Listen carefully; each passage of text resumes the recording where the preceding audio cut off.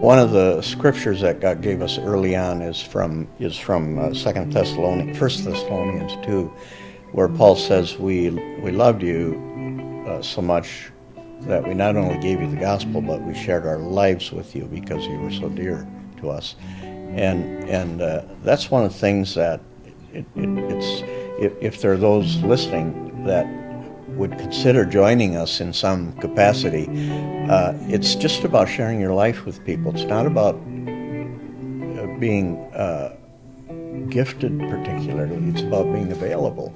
I was sitting at the coffee shop near the ARC one Saturday morning before class, kind of getting my thoughts together and feeling very inadequate.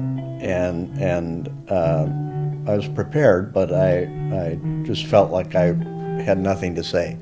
Maybe you've been there, but I opened my New Testament to John chapter 6, and I read this story about the little boy with the 5 loaves and 2 fish.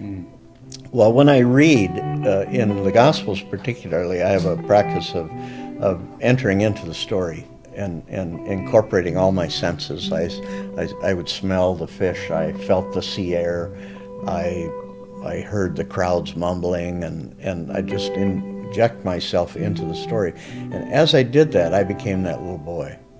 And I saw myself holding what I assumed to be a wicker basket. I could feel the ribs of the wicker on the side with these fish and loaves in, and I saw myself hand that to Jesus. And I knew I didn't have much. I knew I couldn't meet the need. I knew I wasn't up to the task. There's no question about it. And I sensed that keenly. I still do. But I knew if I could just hand that to Jesus and hand what I had to him, that he would multiply it.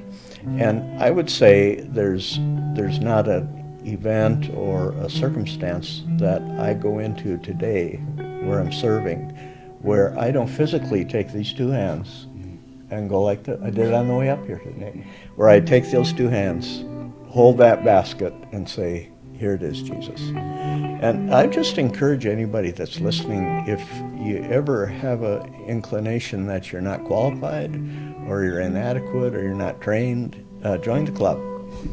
Just bring what you have. That's the best qualification. Just bring what you have, learn how to give it to Jesus, and enjoy. There's a tremendous need out there from all sorts of ministries for men who have never had a father or not had a spiritual father who would benefit tremendously from that. I see a lot of you guys in this room. You guys are spiritual fathers. That the Lord He's already authored this in your lives.